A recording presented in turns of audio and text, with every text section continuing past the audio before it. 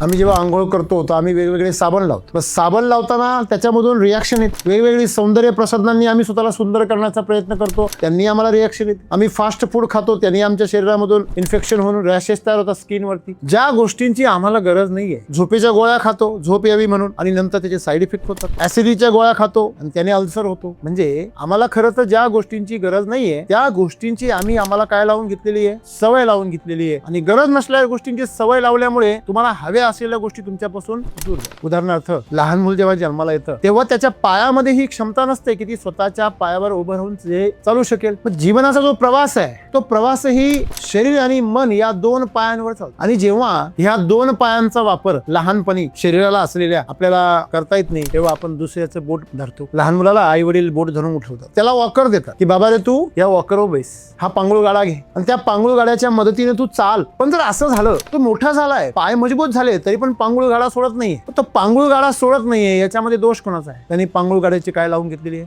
सवय. आम्हाला असलेला आनंदरूपी पाय आम्ही ओळखत नाही, मग आम्ही परावलंबी राहतो. आम्हाला सवय आहे परावलंबी राहणे, ते जरा थोडंसं सोपं वाटतं. आम्हाला आमच्या स्वतःच्या पायावर उभं राहायचं म्हणल्यावर कळ लागतं. का बरं कळ लागते? कारण जोपर्यंत आम्हाला काहीतरी अपेक्षा नाहीये, काहीतरी उद्दिष्ट नाहीये, काहीतरी मिळणार नाही, काहीतरी अवॉर्ड मिळणार नाही, तोपर्यंत का उभं राहा? तुम्हाला काहीच करावं असं वाटत नाही, तर तुमची अवस्था तुम्ही हळूहळू दगड व्हा, जिवंतपणे दगड व्हा. आणि म्हणून जी माणसं आळसाला जवळ करतात, संघर्षाला घाबरून, ती माणसं खरं तर स्वतःला काय बनवत असतात? दगड. आणि दगड कधी आनंदी नसतो. म्हणजे मानवी जीवनामध्ये सक्रिय राहणं हे जिवंतपणाचं लक्षण आहे आणि निष्क्रिय राहणं हे दगड असल्याचं लक्षण. आज काय होतंय? तुमचं शरीर स्वतःच्या मर्जीने जगतंय. त्याला तहान लागली की तुम्ही पटकन पाणी प्यायला पडता, त्याला भूक लागली की तुम्हाला बाकीचं काही सुचत नाही, त्याला झोपावं असं वाटलं तर तुम्हाला काही उमजत नाही. मन त्याचं दास आहे आणि मन मात्र विविध प्रकारचे खेळ रचून त्या शरीराची सगळ्या गोष्टी पूर्ण करण्याच्या मागे असतं. खरं तर या दोघांनी मिळून तुमच्या आत्म्याची तृप्ती केली पाहिजे होती, पण ते तसं करत नाही. या दोघांनी कामाला राहिलं पाहिजे चेतनेच्या हाताखाली, पण ते ऐकत नाही. आणि म्हणून आपण शरीराच्या आणि मनाच्या सुखाच्या मागे पडतो. कारण हे दोघं मिळून असा गोंधळ तयार करतात की तुम्हाला तुमच्या जीवनाची दिशा दिसू देत नाही. म्हणजे नाना प्रकारे खेळ हे मन आणि शरीर तुमच्या भोवती खेळत राहतात. एखादा जर पेढे घेऊन वाटायला लागला, तुम्ही पहिले विचारता का हो कशाचे पेढे? खव्याचे पेढे. तुला कळत नाही का? म्हणजे कशाचे पेढे? पेढे कशाचे असतात? नाही हो तसं नाही. कशाबद्दल पेढे वाटता तुम्ही? आनंदी आहे म्हणून वाटतो. आनंदी आहे? अरे पण कसला आनंद? तो जर म्हटला असाच आनंदी आहे मी, अरे येडच आहे बरं का. खरं तर खरे येडे कोण आहे? ज्यांना आनंदी होण्यासाठी कारण लागतं. माझ्या पायावर चालण्यासाठी मला कारण लागतं, नाही तर मी कुबड्याच वापरणार. आनंद हा तुमचे स्वभाव आहे. तुमच्या स्वभावाने वागण्यासाठी तुम्हाला कारण लागतं. तुमचं शरीर जे आहे, तुमचं मन आहे, हे तांत्रिक आणि मांत्रिक आहे. शरीर तांत्रिकांपासून बनलेलं आहे, तांत्रिक आहे, आणि मन तुमचं मंत्रांपासून बनलेलं आहे, ते मांत्रिक आहे. हे मंत्र मारतं शरीर.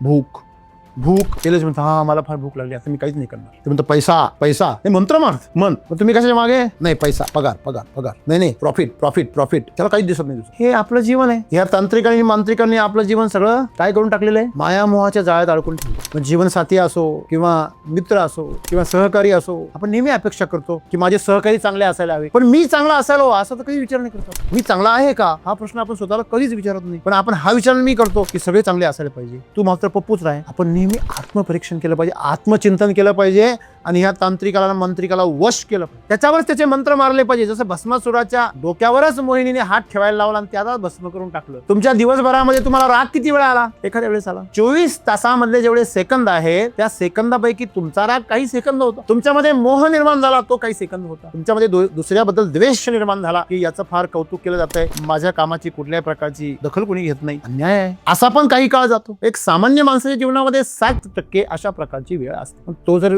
काळ बाजूला काढला तर तुमचं जीवन काय बनेल? आनंदमय बनेल. तर तेवढाच दोष आहे. गाव तसं चांगलं, पण वेशीला टांगलं. वेशीला कशामुळे टांगलं? अरे लाखो लोक त्या शहरामध्ये गावामध्ये राहतात, परंतु 4-2 लोक भ्रष्टाचार करतात, 4-2 लोक हत्या करतात, चोऱ्या करतात. त्या लोकांमुळे गाव बदनाम. मग सद्गुरू असं म्हणतात, तुमच्यामध्ये जो द्वेष आहे, मद आहे, मत्सर आहे, मोह आहे, हे जे षडरूप आहेत हे 7% आहे, पण तुम्ही त्यांची साथ देता म्हणून ते 7चे 70 होता. आम्ही काटे गोळा करून ठेवतो आणि पाकळ्या फेकून देतो. लक्षात ठेवा, तुमच्या जीवनामध्ये अशी माणसं असतात की तुम्हाला तोंडावर खरं बोलतात. ते ह्याचा विचार करत नाही तुमचं त्याचं नातं खराब होईल का काय. काही माणसं तुम्हाला तुमचं नातं तुटेल तरी पण तोंडावर खरं बोलता, तुमच्या उणिवा दाखवता आणि त्या उणिवा दूर करण्यासाठी स्वतः प्रयत्नशील राहता, याचा पण विचार करत नाही का तुम्ही चिडून, रागून, नाराज होऊन सोडून जाल, निघून जाल, तरी पण ते त्यांचा प्रयत्न सोडत नाही. ते तुम्हाला संधी देतात की तुमचा राग त्यांच्यावर काढा, तुमची चीड त्यांच्यावर काढा. ते स्वतःहून तुमच्या जखमा, पिकलेल्या जखमा फोडता आणि त्याच्यातला जो पू आहे, घाण आहे, ते वाहू देता त्यांच्या अंगावर. किती दयाळू असतील ते. कधी आम्ही विचार तरी केलाय का? पण आपण एवढं त्यांचा काय करतो? राग करतो. यांनी माझी जखम चिघळवली, मला काय अपमानित केलं, माझ्या काय उणिवा दाखवल्या. म्हणजे आपल्याला खरं तर जीवनामध्ये आपला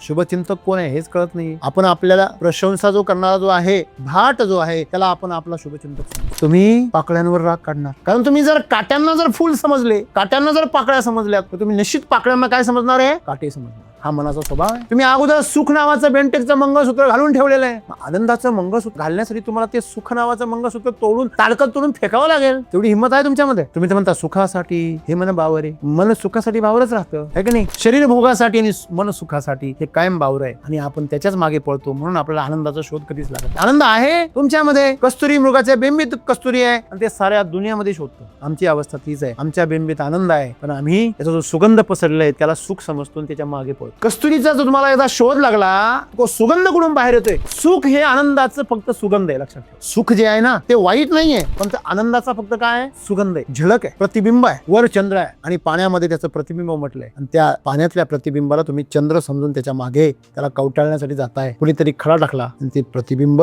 पूर्णपणे विस्कटून गेलं. असंच आहे आमचं. का बरं लोक तुमचे स्वप्न भंग करतात? का बरं लोक तुम्हाला दुखावतात? कारण तुम्ही नकली गोष्टीच्या मागे लागता. जो प्रत्यक्ष चंद्र आहे त्याचे तुकडे कोणी करू शकत नाही ना. तुम्ही प्रतिबिंबाच्या मागे लागताय ना, तुम्ही सुगंधाच्या मागे पळताय. तुम्ही कस्तुरी शोधा ना तुमच्या मधली.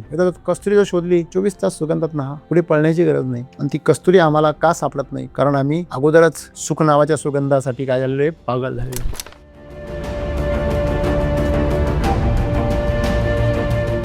प्रत्येकाच्या जीवनामध्ये संघर्ष आहे, परंतु हा जो संघर्ष आहे हा वास्तवामध्ये असतो की आपण तो स्वनिर्मित करतो. जसं की आपण त्याच संघर्षाला बघून कधी कधी डगमगतो, घाबरतो. त्याच्यामुळे आपला आनंद हा हिसकावून घेतला जातो.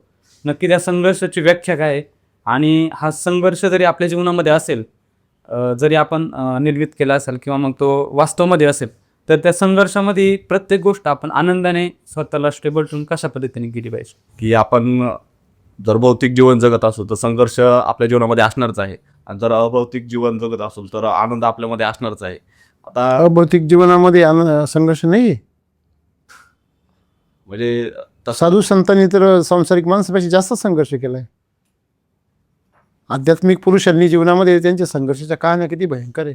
शिवाजी महाराज म्हणजे सांसारिक आणि आध्यात्मिक जीवनाचं एक काय संतुलन आहे. ते आध्यात्मिक होते म्हणून तर त्यांना एवढा संघर्ष करावा लागला. ते जर सांसारिक आणि भौगिक जर असते तर त्यांना संघर्ष करायची काय गरज पडली असते? त्यांच्यामुळे औरंगजेबाला पण संघर्ष करावा लागला. तुम्ही एक गोष्ट सांगितली होती की एक राजा पूर्ण जग जिंकलेला होता आणि एका साधूजवळ गेला तो, आणि साधूला विचार सुद्धा की तुला काय पाहिजे म्हणून. तर साधू म्हटले मला काहीच नको आहे, जे ऊन येते ते येऊ दे. तर त्या साधूला कशाचीच गरज नाही, तो स्वतःमध्येच आनंद घेतोय स्वतःच्या जीवनाचा. परंतु जर भौतिक जीवनातला जर मनुष्य तिथे असता तर त्याने भरपूर पैसा किंवा प्रतिष्ठा मागितली असती.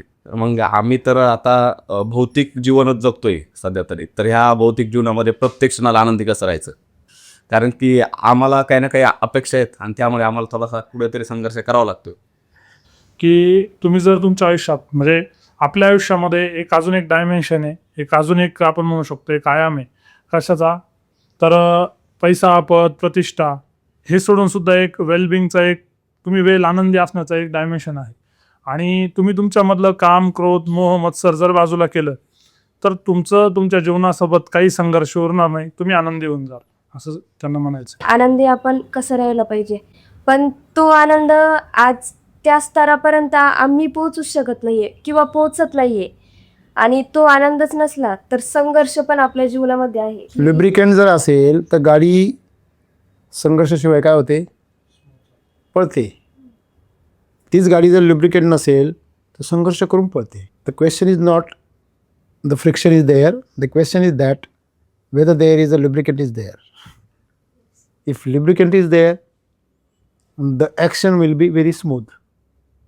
And if lubricant will be not there, in the absence of lubricant, the action becomes horrible. Both the things, the axle and the running wheel will be restrict each others to move. They want to decrease their speed by the friction. They create heat. Because of friction, there is a leakage of heat. Energy will loss in the form of heat. Same thing is happened with our relations, with our life, with our expectations, daily routine. Everything is affected with this problem. तर तोच आनंद आपण कशा प्रकारे शोधला पाहिजे?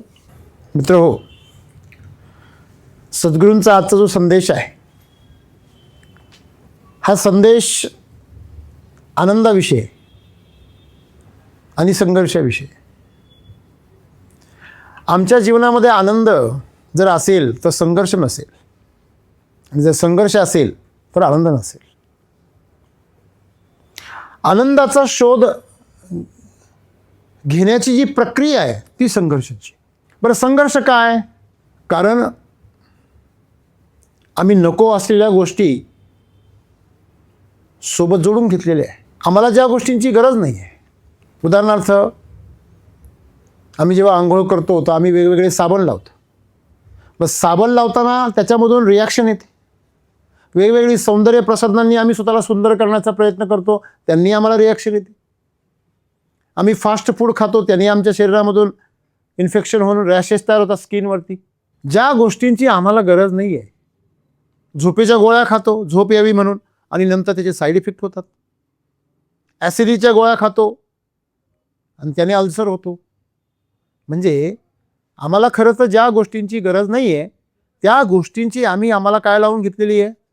सवय लावून घेतलेली आहे.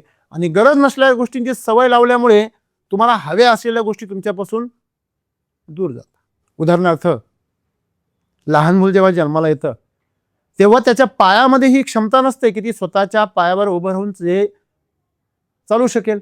मग जीवनाचा जो प्रवास आहे तो प्रवासही शरीर आणि मन या दोन पायांवर चालतो. आणि जेव्हा ह्या दोन पायांचा वापर लहानपणी शरीराला असलेल्या आपल्याला करता येत नाही, तेव्हा आपण दुसऱ्याचं बोट धरतो. लहान मुलाला आईवडील बोट धरून उठवतात, त्याला वॉकर देतात की बाबा रे तू या वॉकरवर बैस, हा पांगुळ गाडा घे आणि त्या पांगुळ गाड्याच्या मदतीने तू चाल. पण जर असं झालं, तो मोठा झालाय, पाय मजबूत झाले, तरी पण पांगुळ गाडा सोडत नाहीये, तो पांगुळ गाडा सोडत नाहीये, याच्यामध्ये दोष कोणाचा आहे? त्यांनी पांगुळ गाड्याची काय लावून घेतलेली आहे? सवय लावून. आम्हाला असलेला आनंदरूपी पाय आम्ही ओळखत नाही, मग आम्ही परावलंबी राहतो. आम्हाला सवय आहे परावलंबी राहण्यामध्ये. ते जरा थोडंसं सोपं वाटतं. आम्हाला आमच्या स्वतःच्या पायावर उभं राहायचं म्हटल्यावर कळ लागतं. का बरं कळ लागते? कारण जोपर्यंत आम्हाला काहीतरी अपेक्षा नाही आहे, काहीतरी उद्दिष्ट नाही आहे, काहीतरी मिळणार नाही, काहीतरी अवॉर्ड मिळणार नाही, तोपर्यंत का उभं राहा? परदेशामध्ये एका प्रयोगशील व्यक्तीने एक प्रयोग केला आणि त्याने एका माणसाला सांगितलं की तू $50 कमवण्यासाठी काय करतोस? म्हणजे मी सकाळी 8 वाजेपासून संध्याकाळी 8 वाजेपर्यंत काम करतो स्टोअरमध्ये आणि मग मला $50 मिळतात. तो म्हणे तुला काहीच करायचं नाही आहे, तुला जागेवर उभं राहायचं आहे, फक्त मी एक चौकोन आखून देईल, त्यात तुला उभं राहायचं आहे दिवसभर. ते 8 तास ड्युटी तू उभं राहून कर, काहीच करू नको. अरे म्हणे मग ते चांगलं आहे. मग तो तिथं उभा राहायचा आणि $50 घ्यायचा. त्याला मोबाईल वापरण्याची परवानगी होती, सगळं इकडं तिकडं बघण्याची परवानगी होती. काही दिवसांनंतर त्याने त्याला सांगितलं की तुला मी अजून $50 देईल. मग आता काय करायचंय? म्हणे आता अजून काहीच नाही करायचंय. म्हणजे काय? म्हणजे मोबाईल बी वापरायचा नाही. हां, इकडं तिकडं तो पाहू शकेल. अजून काही दिवस गेले. काही दिवसांनी तो रोज यायचा, ड्युटीवर हजर व्हायचा, चौकोनात उभा राहायचा आणि त्याने दिलेल्या सूचना पाळायचा. काही हप्त्यानंतर त्याने सांगितलं मी तुला आता $150 दिले एका दिवसाचे, पण तुला काय करायचं आहे? तुला आता इकडे तिकडे सुद्धा बघायचं नाही, समोर बघायचं आहे. मित्रांनो, तिसऱ्या हप्त्यानंतर त्याने ते $150 तर कमवायला सुरुवात केली, परंतु त्याचं शरीर त्याला साथ देईन असं झालं. त्याला चालता येईना व्यवस्थित, त्याला बोलता येईना लोकांशी, त्याचे शब्द अडखळायला लागले. म्हणजे त्याच्या शरीराने त्याच्या मेंदूने त्याला काहीच काम नसल्याची जी काही त्याला ती संधी मिळाली होती, त्या संधीचं सोनं करण्याच्या ऐवजी माती झाली. तुम्हाला काहीच करावं असं वाटत नाही, तर तुमची अवस्था तुम्ही हळूहळू दगड व्हाल, जिवंतपणी दगड व्हाल. आणि म्हणून जी माणसं आळसाला जवळ करतात, संघर्षाला घाबरून, ती माणसं खरं तर स्वतःला काय बनवत असतात? दगड. आणि दगड कधी आनंदी नसतो. तुम्ही दगडाला कधी हसताना पाहिलं का? पाहिलं? दगडाला कधी रडताना पाहिलं का? फक्त तुम्ही काही पर्सेंटेजमध्ये दगड आहात आणि तो 100% दगड आहे, एवढाच तुमचा फरक आहे, पण तुम्ही दगडच आहात. म्हणजे मानवी जीवनामध्ये सक्रिय राहणं हे जिवंतपणाचं लक्षण आहे आणि निष्क्रिय राहणं हे दगड असल्याचं लक्षण आहे. मग तुम्हाला आनंदाचा शोध कधी लागेल? सात्विक वृत्तीकडे गेल्यावर लागेल. राजसी वृत्तीतून तो रस्ता जातो, पण तिला थांबायचं नाहीये. आणि तुमचा आनंद तुमच्यापासून दूर तेव्हा जाईल जेव्हा तुम्ही दगडासारखे बनून राहाल, जेव्हा तुम्ही निष्क्रिय राहाल. मग ते शरीर असेल, मन असेल, भावना असतील, ऊर्जा असेल. तुम्ही कोणत्याही पातळीवरती पहिली जी स्थूल पातळी आहे ती शरीराची आहे. शरीराच्या स्तरावर तुम्ही जेवढं सक्रिय राहाल तेवढी तुमच्या जडत्व काय होणार आहे? कमी राहणार आहे. मनाच्या पातळीवर तुम्ही जेवढंही स्थिर राहाल, मनाच्या पातळीवर चंचलपणा हा मनाचा स्वभाव आहे, पण स्थैर्य हा मनाची एक सिद्धी आहे. जसं तुमच्याकडे तलवार आहे, पण तुम्हाला पाहिजे तेव्हाच तुम्ही बाहेर काढू शकता. तुमच्याकडे तलवार आहे ती कधी पण बाहेर येते, कधी पण अशी फिरते गोल गोल तुमच्या पुढे. तुम्ही मला काय भुताटकी आहे? बरोबर आहे. म्हणजे आपल्याला हे लक्षात आलं पाहिजे की तुमच्याकडे असलेली शस्त्र, तुमच्याकडे असलेली साधनं ही तुमच्या नियंत्रणात असली पाहिजे. मग मन हे तुमच्या नियंत्रणात पाहिजे, तुमच्या इशाऱ्यावर त्याने हालचाली केल्या पाहिजे, ना की त्याच्या स्वतःच्या मर्जीने. आज काय होतंय? तुमचं शरीर स्वतःच्या मर्जीने जगतंय. त्याला तहान लागली की तुम्ही पटकन पाणी प्यायला पडता, त्याला भूक लागली की तुम्हाला बाकीचं काही सुचत नाही,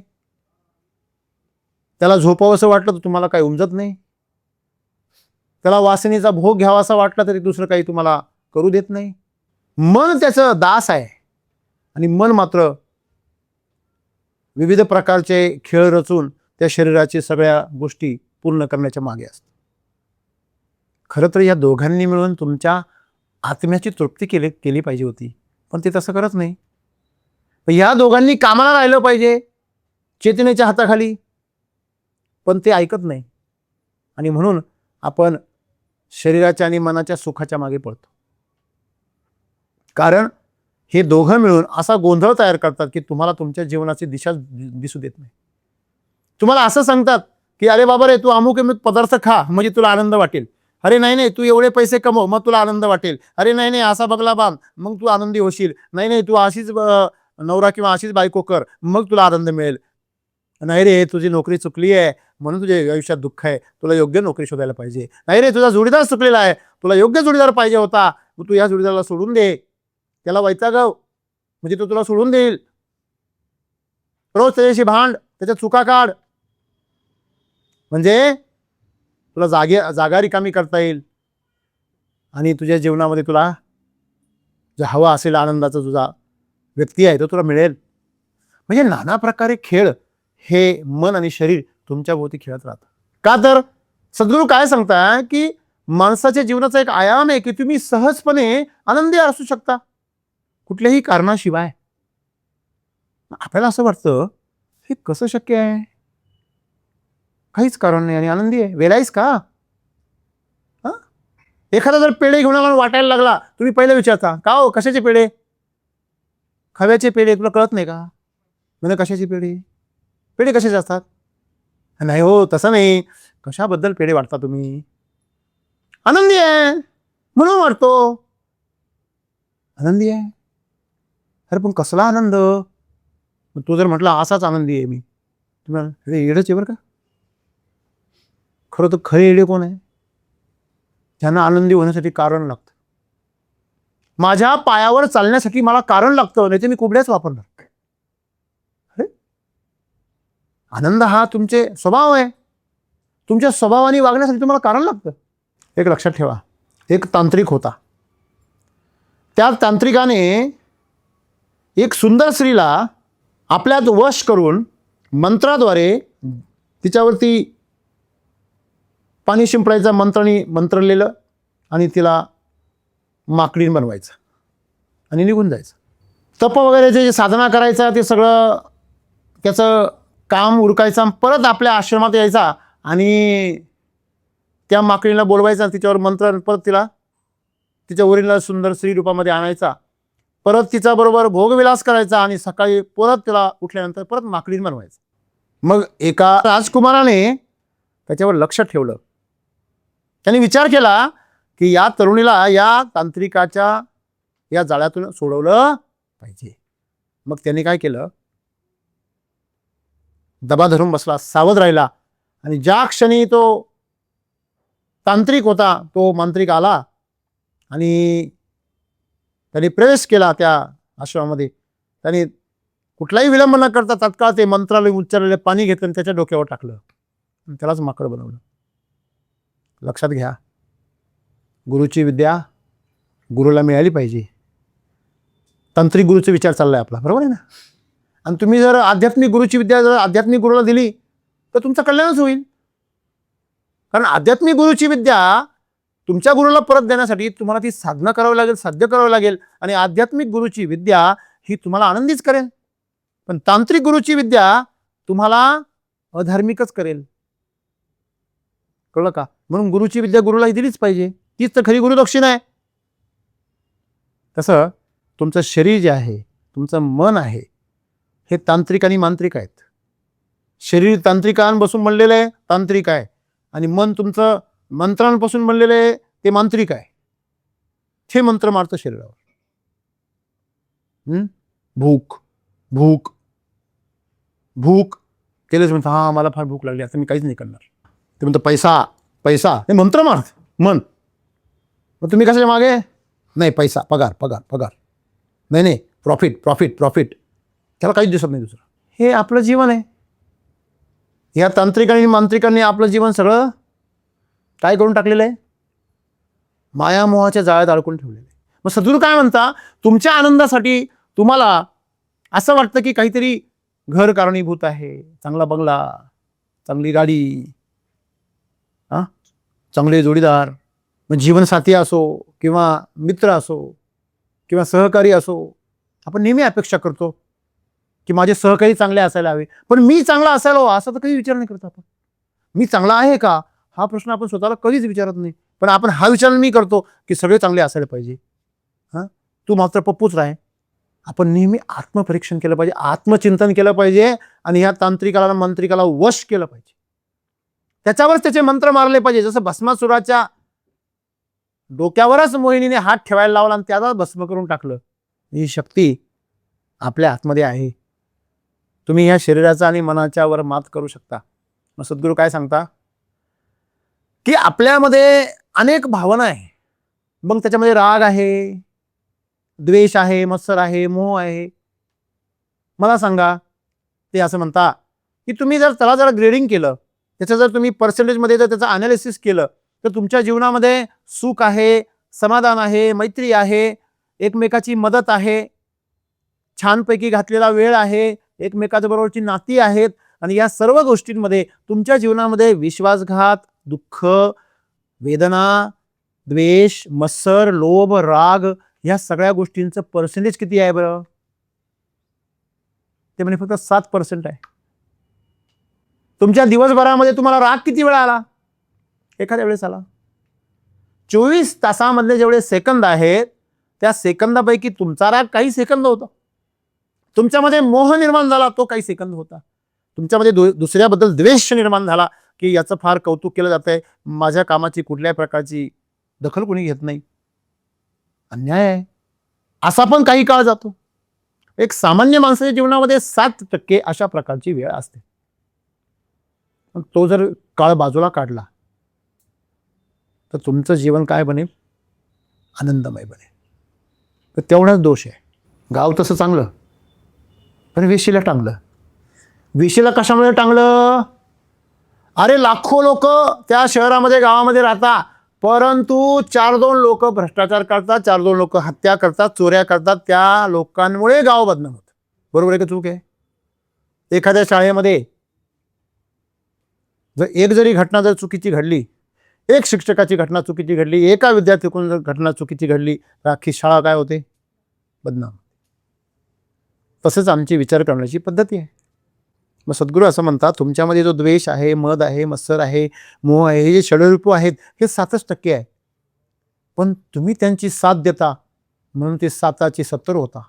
7 लोकांना जर 70 लोकांनी जर पाठिंबा दिला झाले 77, कळलं का तुम्हाला? म्हणजे ह्या 7 सपोर्ट केला जातो. आपण आपल्या जीवनाकडे जेव्हा एक त्रयस्थ दृष्टीने बघतो, तर आपल्याला आपल्या जीवनामध्ये चांगल्या गोष्टी दिसायला पाहिजे की वाईट गोष्टी दिसायला पाहिजे? समजा एखाद्या व्यक्तीबद्दल तुमचं जे मत आहे त्याचं आणि तुमचं आज भांडण झालं, तुमचं नातं गेल्या 10-20 वर्षाचं आहे, खूप सुंदर नातं आहे, आणि तुमचं आणि त्याचं आज पराकुटीचं भांडण झालं, मतभेद झाले, तर तुम्ही सतत त्याचं जर आठवण काढली तर काय आठवता? त्यांनी असं बोलायला नव्हतं लागत, त्यांनी माझे आईबाप नव्हते काढायला लागत, ते चुकीचं केलं. अरे पण त्यांनी एवढे वर्ष तुझे आईबाप सांभाळले, याचं काय? तू नसताना त्याने तुझे आईबाप सांभाळले असतील, तू नसताना त्याने तुझ्या परिवाराची काळजी घेतली असेल, बोलला असेल रागाच्या भरात 1दा-2दा, ते मात्र तुला खटकलं. मग एवढे दिवस त्यांनी सेवा केली ते का नाही तुझ्यात अटकलं? म्हणजे आम्हीच दुःखाळे आहोत. आम्ही काटे गोळा करून ठेवतो आणि पाकळ्या फेकून देतो. सांगता की तुमचा जो राग आहे ना तो माझ्यावर काढा, तुमच्यात जो द्वेष आहे ना तो माझ्यावर काढा, तुमच्या जो एक बदलाची भावना आहे ना तळपण ती माझ्यावर काढा. कमीत कमी तुम्ही ज्यांच्याबरोबर राहता त्यांच्यासोबत तरी आनंदाने राहाल. मग ते 7% मला देऊन टाका. लक्षात ठेवा, तुमच्या जीवनामध्ये अशी माणसं असतात जी तुम्हाला तोंडावर खरं बोलतात. ती ह्याचा विचार करत नाही तुमचं आणि त्याचं नातं खराब होईल का काय. काही माणसं तुम्हाला तुमचं नातं तुटेल तरी पण तोंडावर खरं बोलता, तुमच्या उणिवा दाखवता आणि त्या उणिवा दूर करण्यासाठी स्वतः प्रयत्नशील राहता. ते याचा पण विचार करत नाही का तुम्ही चिडून, रागून, नाराज होऊन सोडून जाल, निघून जाल, तरी पण ते त्यांचा प्रयत्न सोडत नाही. ते तुम्हाला संधी देतात की तुमचा राग त्यांच्यावर काढा, तुमची चीड त्यांच्यावर काढा. ते स्वतःहून तुमच्या जखमा, पिकलेल्या जखमा फोडता आणि त्याच्यातला जो पू आहे, घाण आहे, ते वाहू देता त्यांच्या अंगावर. किती दयाळू असतील ते. कधी आम्ही विचार तरी केलाय का? पण आपण एवढं त्यांचा काय करतो? राग करतो. यांनी माझी जखम चिघळवली, यांनी माझ्या आयुष्यामध्ये मला कायम हीन भावनेने मला वागवलं, मला कायम अपमानित केलं, माझ्या कायम उणिवा दाखवल्या. म्हणजे आपल्याला खरं तर जीवनामध्ये आपला शुभचिंतक कोण आहे हेच कळत नाही. आपण आपल्याला प्रशंसा जो करणारा जो आहे, भाट जो आहे, त्याला आपण आपला शुभचिंतक समजतो. तुमच्या होमध्ये हो मिसळणारा आणि तुमच्या मागे झीर धरणारा, जीर जी करणारा, तो तुमचा शुभचिंतक नसतो, तो सगळ्यात मोठा तुमचा शत्रू असतो. लक्षामध्ये. आणि म्हणून तुम्ही शत्रू गोळा करणार, गोळामध्ये कालवलेले, बाहेरून गोड असलेले, आतमधून भयंकर कारस्थान रचलेले आणि खूप सुरक्षित अशा प्रकारे स्वतःची चमडी वाचवणारे, अशा माणसांना जेव्हा तुम्ही शुभचिंतक समजता, जब आपने कांटों को ही फूल समझा है तो आपको लहूलुहान होंगे ही, लेकिन आपसे सबसे बड़ी गलती क्या होगी कि जिन्होंने आपको लहूलुहान किया है उनसे आप चूक जाएंगे. हो, तुम्ही पाकळ्यांवर राग काढणार. कारण तुम्ही जर काट्यांना जर फूल समजले, काट्यांना जर पाकळ्या समजल्यात, तर तुम्ही निश्चित पाकळ्यांना काय समजणार आहे? काटे समजणार आहे. हा मनाचा स्वभाव आहे. हे जर काटे आहे तर मग हे फूल आहे, जर हे मीठ आहे तर हे साखर आहे, ही जर साखर आहे तर ही मीठ आहे. ते तसं मनाचं आहे.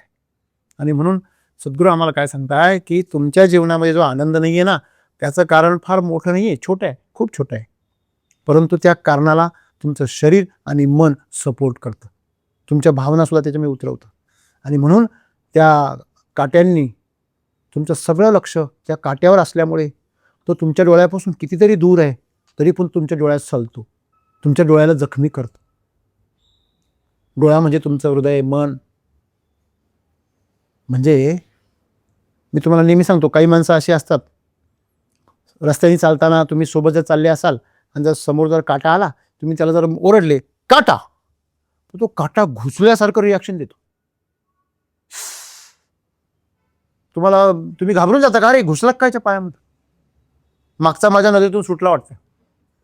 जेव्हा प्रत्यक्ष पाहतो तेव्हा काहीच नसतं.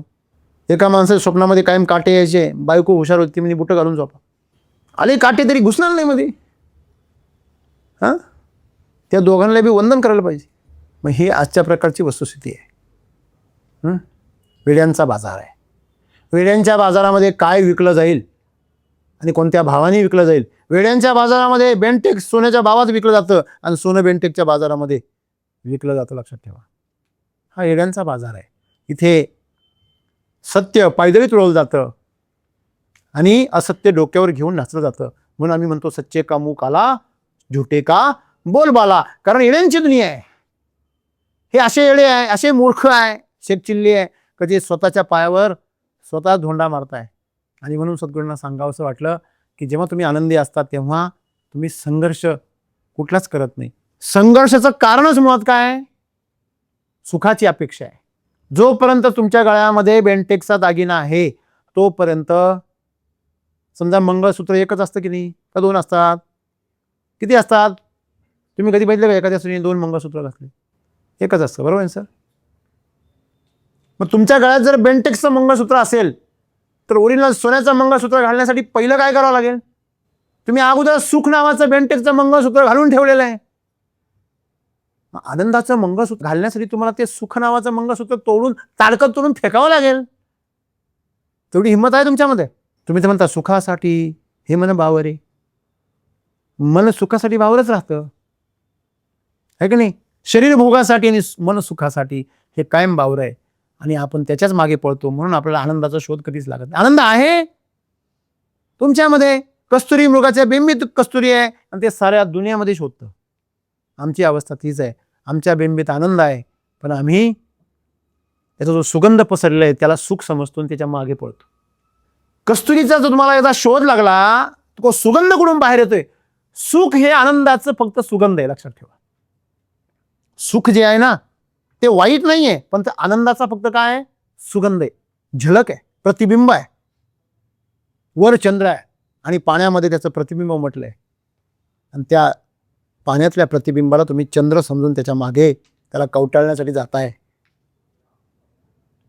कुणीतरी खडा टाकला आणि ते प्रतिबिंब पूर्णपणे विस्कटवून गेलं. असंच आहे आमचं. का बरं लोक तुमचे स्वप्न भंग करतात, का बरं लोक तुम्हाला दुखावतात, कारण तुम्ही नकली गोष्टीच्या मागे लागता. जो प्रत्यक्ष चंद्र आहे त्याचे तुकडे कोणी करू शकत नाही ना.